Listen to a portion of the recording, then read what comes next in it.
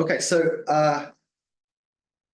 yeah, I just wanted to briefly discuss expand on the work that Mike discussed in the first talk, which is some work that we did with DeepMind in 2021, I think, which is using saliency analysis to find structures in problems. So it's a little bit like,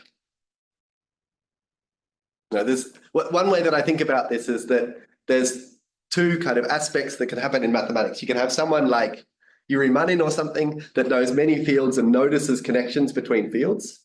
And a crazy example that I just heard about of this was in the development of string theory at the very beginning, there was just a complete lack of knowledge of what Yao had done in differential geometry. And it's really amazing because you have two communities of people and one community knows one set of facts and the other community knows the other set of facts. And sometimes it's extremely useful to know those facts, but it's also very hard.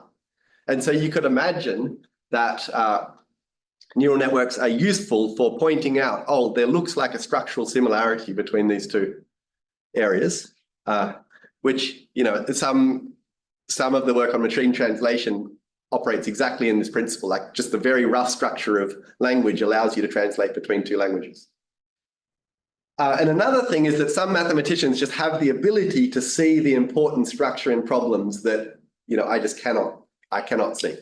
And this is an example of the second phenomenon. So attribution techniques, it's very classical. So imagine that we have some data set, for example, weight, age, blood pressure, height, birth year, income, hours worked per week or something. But I really want you to imagine that this data set is like very, there's no reason to believe correlation in this, that there's any kind of relations in this data set. Yeah.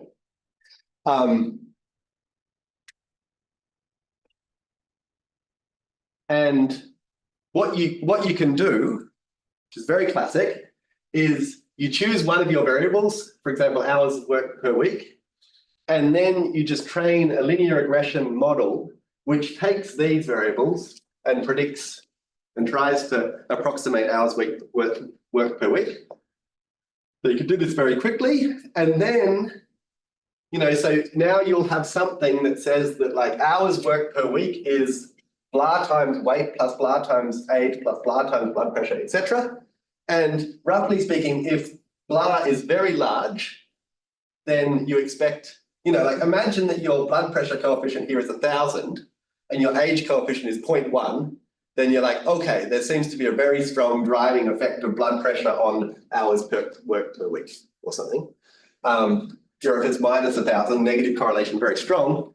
And so you can just look at the kind of norms of your coefficients and that can kind of tell you where to look in a problem. So that's very classical. And I think the point of this paper is just that this very classical technique, when you apply it to neural networks, led to progress in two problems in pure mathematics. And I really think, I feel very strongly that this can work on many other problems, but I think the abstraction is that it really requires mathematical work. So yeah, the warnings. So here we have per capita consumption of margarine versus divorce rates in Maine. So you see a very strong correlation. So these things are obviously related. Okay. So one needs to be careful of this. And this is a joke, but it's also like it actually happens in a lot of these cases where you, like in the knot theory project in particular, they came up with absolutely nonsense theorems by doing this, or theorems. Yeah. And the other thing is that, so this has also happened in the thing that I'll talk about in a second, and also in the knot theory, that you'll get some statement that looks very compelling, but you just have absolutely no way of going about proving it. So this, I think, is particularly nice in the knot theory thing, because we were looking at many different possible statements. And in the knot theory, you have the kind of analog of the Riemann hypothesis in knot theory, which is this volume conjecture.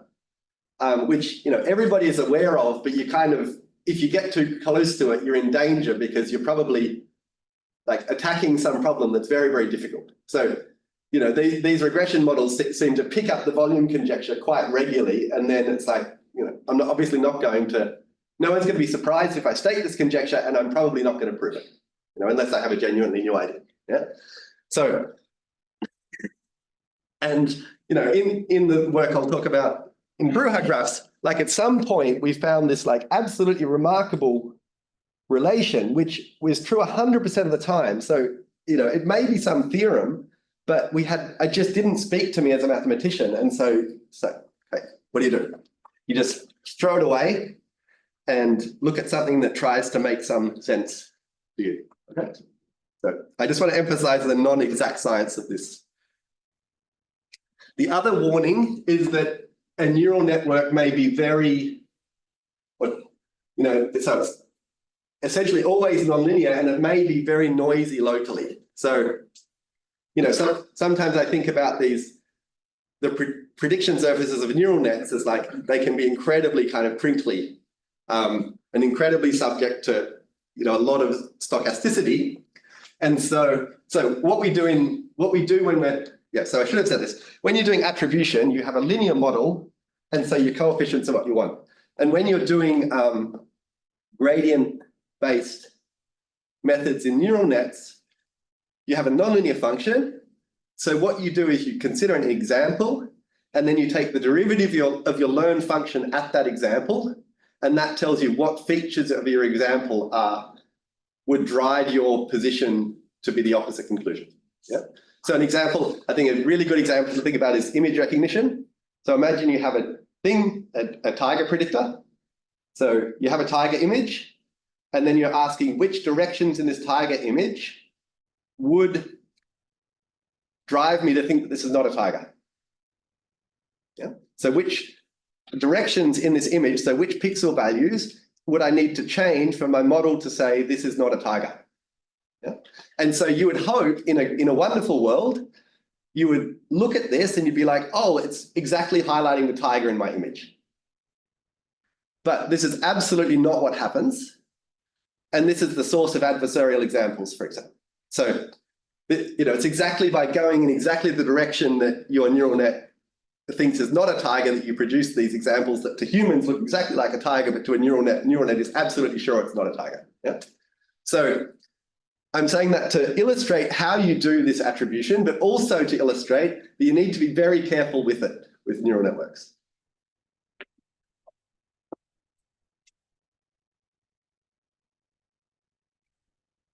So brittle, and yeah, if you want to do this, it's a very good idea to do it over, different models, different training runs, etc. So if you have some kind of attribution that's showing up consistently across a whole lot of different training runs, different regimes, then you can start to think that this is a problem, something intrinsic to the problem. Okay, are there any questions about all this business?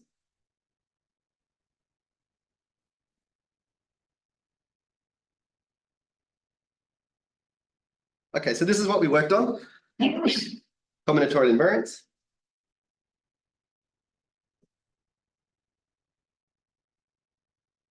You start with a pair of permutations. Let's say in the symmetric group on 8 letters, for example. So symmetric group on 8 letters is order 8 factorial. So there's a hell of a lot of pairs of permutations. And to each pair, you associate this Bruja graph. I'm not going to say what it is, but I could say what this is in one slide, and you would understand, roughly. Yeah, so it's not a difficult definition. There's also, so this is a very classical thing in representation theory, very important basic thing. And then there's also these Kac-Lutzyk polynomials, which were introduced in 1979 and really kind of turned representation theory on their head. These are like very, very deep measurements associated to a pair of polynomials and very mysterious. There's many aspects of these things that we have absolutely no idea about. And people noticed in the 1980s, as a pure empirical conjecture, that when the Bruja graphs are the same, isomorphic, just as directed graphs, then the Cauchy-Lutzy polynomials are the same. And this became, I think it was like tentatively conjectured initially, and then slowly people became more and more confident. But I think it's a fascinating conjecture from a kind of sociological point of view, because it's a conjecture that's kind of born of pure empiricism. We have no reason to believe this conjecture. And you ask, there's a lovely talk by Brenty, where so this is someone that's worked on this conjecture basically all his life, and he goes around to a whole lot of experts in this area asking them if they believe it in the 80s, and he gets very mixed responses. I take it that there's this no conjecture for how to compute the polynomial. If suppose the conjecture were true, then would you then think there should be a way to compute the polynomial? So that's a super good question. So the original formulation of combinatorial invariance is like, if these are the same, then these are the same. But that's why I'm calling this strong combinatorial invariance conjecture, is that there's actually, look at this, there's some way to compute this. And what these neural nets led to is a kind of arrow here that depends on what looks like a reasonably innocent choice here. And if you can show independence of that innocent choice, then you solve the conjecture. But we cannot show independence of that innocent choice. So maybe it ain't so innocent. Okay, so this is what you should imagine the data set looks like. Okay, so it's very easy to generate these graphs. It's like a few lines of Python to generate these graphs. And then to compute the Cauchy-Lutzy polynomials, there's very good software that does it very fast.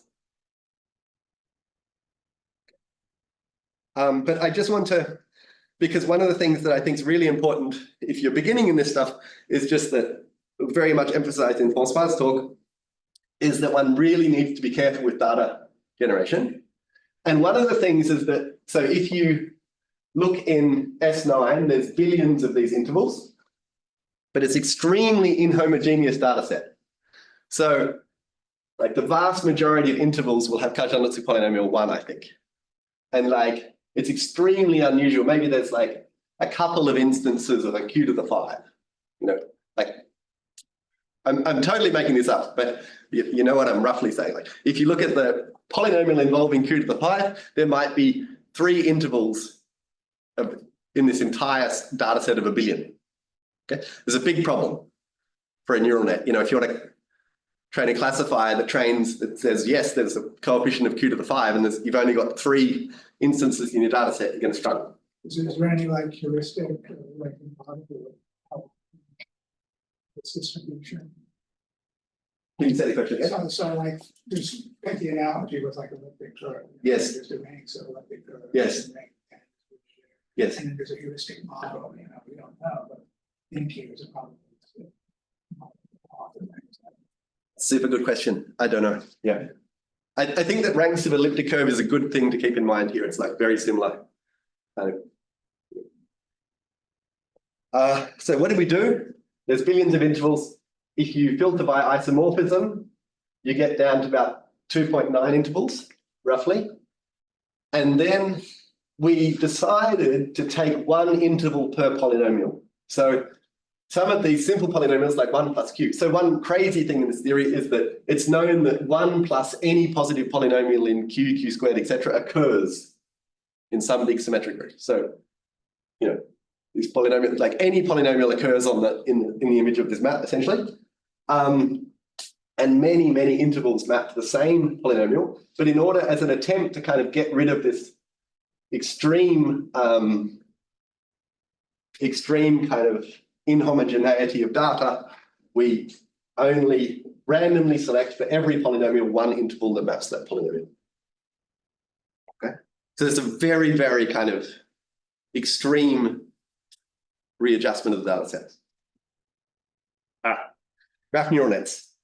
This is my attempted slide on graph neural nets. I'll just go over this quickly. It's not so important. Happy to talk about it. Talk about it later. So it's a very, very beautiful idea, which is essentially you So in something like convolutional neural net, you use the locality of images in order to constrain the weights of your neural network. And here we do something similar. So this would be, so imagine we take this graph, and here's an example of a graph neural net based on this graph. So I put some vector spaces at every vertex, and then I have fixed matrices, which are the self maps and the neighbor maps. So this N1 is a fixed matrix from N1 to N2, or a fixed affine linear map, which is a kind of message passing. So it takes the value here and passes it to all of its neighboring values. And then we have a self map, which takes some value at a vertex and passes it to itself. Okay. So as you go through the neural network, slowly information can percolate out from vertices, and then you have some pooling layer at the end. Okay. And as you can imagine, there's a zillion different variants of this. And I think Leon was maybe one of the first people to, no? Okay. So these are graph neural nets. Okay, so this is some very flexible framework in which you can put a graph into a neural network and get a prediction from a graph. Okay. The other thing is that imagine that you have some kind of features on your vertices, then you can also encode those in some way. So typically, you might have some features on your vertices, and then you'll have some one-hot encoding in part of this, and then you'll have some random features in another part. So that was one thing that I found like quite amusing, is that typically you just put some random features to begin. So when you want to evaluate this neural network on a graph, you put vector spaces at all vertices and then insert random features, and then run your thing and get a prediction.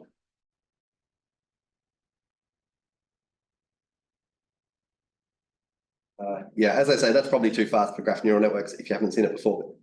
That's life. So many variations, and this essentially gives rise to a basic convolutional neural network, if you think about it. Okay, so what did we do? We train a neural network to predict calculated polynomials. So we train a prediction over, so like, we plug this into the neural network, and then we get a prediction of probabilities of the coefficients of each of the Q. So like, you plug this in, and then you get, in the Q place, you get a list of 10 probabilities that says, I believe the coefficient is 0, 1, 2, 3, 4, 5, 6, 7. Yeah. Then we do saliency analysis. And something that is very interesting is that there's kind of edge labels here, which we're not allowed to give the network. If I give you the edge labels, then you can recover the Cauchy-Lewis polynomial. And what is really remarkable is when you do saliency analysis, the neural network is very accurately guessing the right labels, basically. So when I saw this, I was absolutely kind of blown away by it. So this is saying that essentially edges with a particular label, which have some mathematical meaning to me, are much, much more important for predicting this Cauchy-Lewis polynomial than these guys close to the diagonal. So what is the additional structure on the graph? What are these labels? They're labeled by code. So I can say very briefly what it is. So vertices are permutations, and edges are given by swapping two entries in my permutation. And then I label it by what I swapped. Yep. And so what it's saying is that, like, if you swap the first and last element in your permutation, that's an extremely important edge. Whereas if you swap neighboring guys in your permutation, that's not important at all. Forget about it. And I still believe that this is kind of like it's like a physical observation of the universe that I find fascinating. And then you can attempt to explain it. And we offer one explanation, but I don't feel like we've really gotten to the bottom of this yet. Okay, and then, after enormous amount of work. So in this picture, there's some inductive piece that makes like mathematical sense to me, but then these edges going off here, which are part of our formula, are exactly the things that the neural net is telling us are really important. Whoops. So I just want to give you some idea. So this is like 2 weeks data preparation, training 1 day. we tried a whole lot of different things over about 2 months, finally found this picture, and then like formula was 9 months. So the actual ML component of this was rather small. And I think that's quite typical of math and AI projects. Yeah, so this is like the pictures that I was just staring at for ages. So this is the raw graph.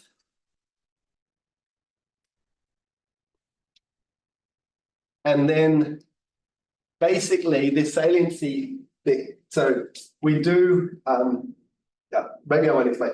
It's a bit complicated, but basically you can get a kind of importance of edges from this. So this very complicated graph, you want to make some prediction from it. It's telling us which edges are important for that prediction. And you get these kind of pictures that also look incomprehensible.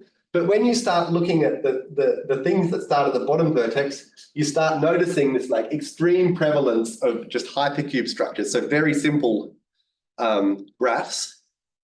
And then that was what this conjecture was based on. Okay. Yeah, so, and I should say that now this formula that we conjectured has led to like several really nice papers in pure combinatorics, which are exploring this conjecture, and Grant gave a really beautiful combinatorics seminar yesterday discussing that he and Christian Geitz have managed to use this conjecture to prove the combinatorial invariance conjecture in the biggest generality that we know so far. So neural nets gave us clues. Expert mathematicians were needed for the detective work. Interpreting what was going on was really hard work, like took probably 60 orders of magnitude as much time as actually training the neural network. And then, yeah, I really had the impression that the kind of insight that the neural net was giving was like a kind of totally orthogonal direction to the directions in which I would think. So I really like this idea of thinking about intelligence as this very multi-dimensional thing, and you're getting kind of access to a different access. You're getting access to a different axis. Yeah.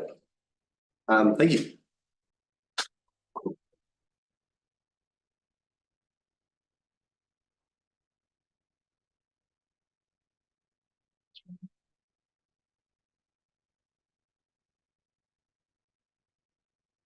So do you think, when reading the paper the first time, the impression was the need for mathematicians to formalize the problem in the beginning and to get the right ideas of what to put into the model was very important. And now you're saying also at the interpretation part, the specialized work of mathematician is necessary. Do you think both things are absolutely necessary, or there are ways to reduce the need for hard mathematical work before and after? Yeah, I feel like the before is maybe less essential. That, just particularly in this project, I could imagine the before happening more automatically. Like, it's just kind of statistical considerations of distributions and things like that. And there's a little bit of, it's helpful to chat with a mathematician, but maybe not so necessary. Whereas the second part of it, I feel like it's very, yeah.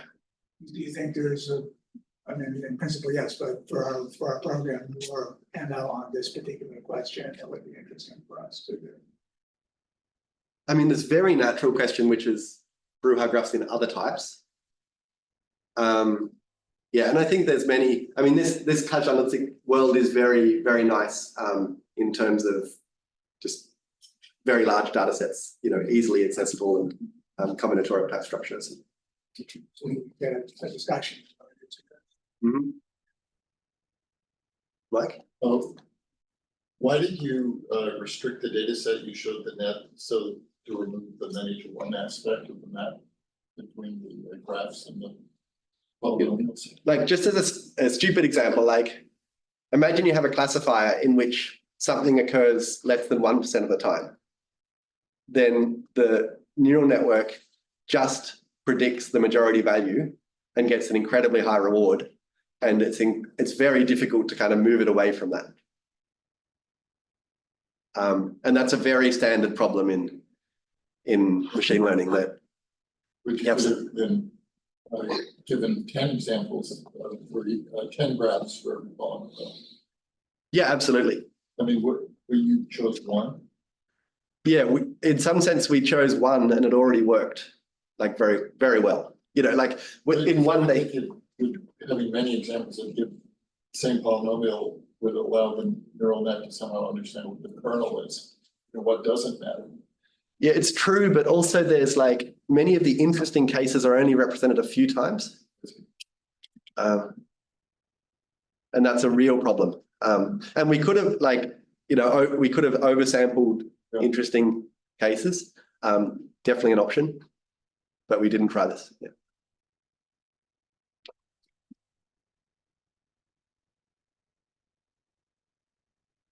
Question, back?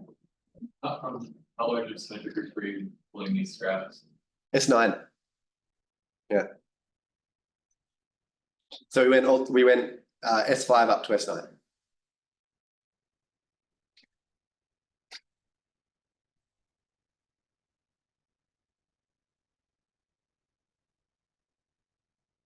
Questions? Online question. Oh, maybe one came up. Yeah, there's one online question. So the question is there a particular reason that you chose the combinatorial invariance conjecture to solve using machine learning? Do you think this kind of approach is possible for other conjectures in combinatories, for instance, the Stanley stem range or Schubert structure constant? Okay, maybe it's nice to have the history. So I was speaking to Demis Hassabis, who's the boss of DeepMind, and he was saying, basically, he was talking about some problems about prediction of prime numbers. And I was trying to express the opinion that this was like predicting a coin flip or something. And so he said, what would you work on? And at that point, partly motivated by a conversation with Mike Friedman, I suggested this problem of hard unknots. And then they began working with Lackenby and Juhasz, which led to the first part. Then they came back and said, do you have another problem? And then I basically just went through all the problems that I cared about and was kind of like, can't see how that ML would help, can't see how ML would help, can't see how ML would help. Oh, combinatorial invariance conjecture, like there we can generate a lot of data that might be fun to work on. But I think that it's really important in the combinatorial invariance conjecture that there's some kind of smoothness in the, like it really seems like a problem where if, you know, every day of your life you picked up a Brouwer interval and looked at its Cauchy-Lensing polynomial, you could kind of get some heuristics around what's going on. And I feel like the Schubert structure constant problem is like very, it seems to me extremely subtle and not a smooth problem. So I think there's many conjectures in combinatoric which are very interesting to explore, but not Schubert structure constants. Well, it's not, it's like a very hard problem. So, you know, maybe start on something a bit easier. Yeah.